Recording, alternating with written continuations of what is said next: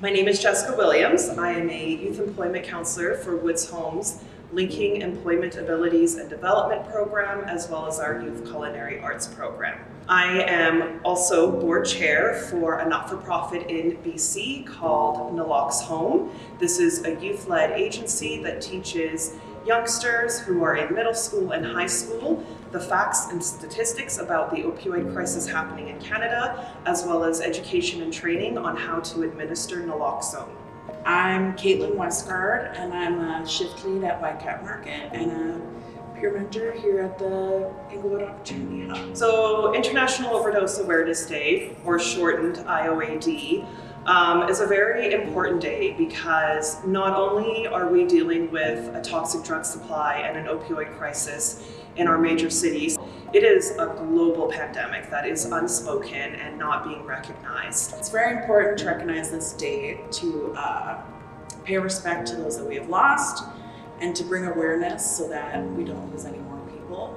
Addiction affects people of all ages, from youth to elders, people all over society, from janitors to CEOs. So the chances of someone coming across an overdose in person has skyrocketed. Many of us have in our minds that addicts are the people who live in downtown East Hastings or next to the DI. It's this junkie. When you actually peel back the layers and look at the statistics, it is our working class men, ages 30 to 50, who are dying at the fastest rate because they are using alone, they are using in secrecy, and there is this massive drug culture that's happening within our trades industry that nobody is talking about. Our next age group that is dying at a rapid rate is our youth. And unfortunately at Woods Homes, we all have a collective trauma where we have lost one too many youth to this opioid crisis. Probably over 75% of the friends I had on the street are now dead. So when I was on the streets, there are so many times that I would come across someone overdosing and have to run up and down the street looking for a naloxone kit, and sometimes it would take too long. Addiction is not a choice. Nobody wakes up in the morning and is like, I'm going to be a heroin addict today and from going forward. It is a trauma response, and people are not understanding this.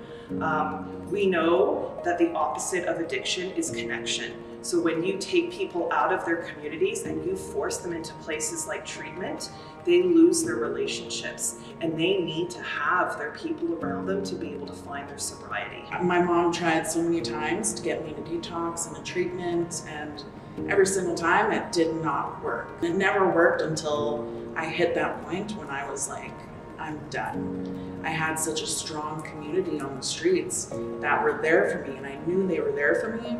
And then I just had to go to this place where I don't know anyone. No one's there to support me. And yeah, it's just really tough.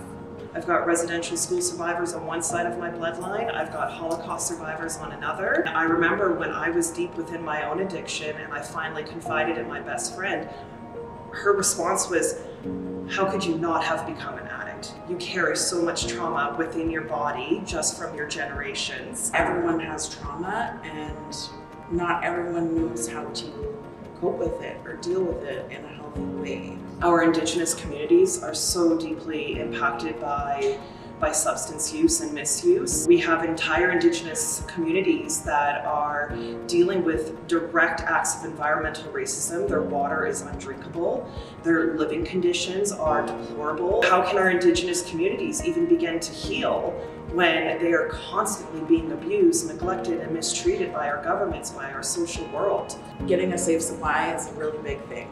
And I know a lot of people think like, oh, but if they can just go buy it off the street, like out of a store, there's gonna be so many more addicts. But the thing people don't get is if that person is already looking for drugs, like that's not gonna stop them. If we prioritize housing our population first, then that removes that financial stress, that barrier, that burden, so that we can address the other mental health pieces that also coexist with issues of poverty that lead to addiction. I lost a student as young as grade 8 to overdose.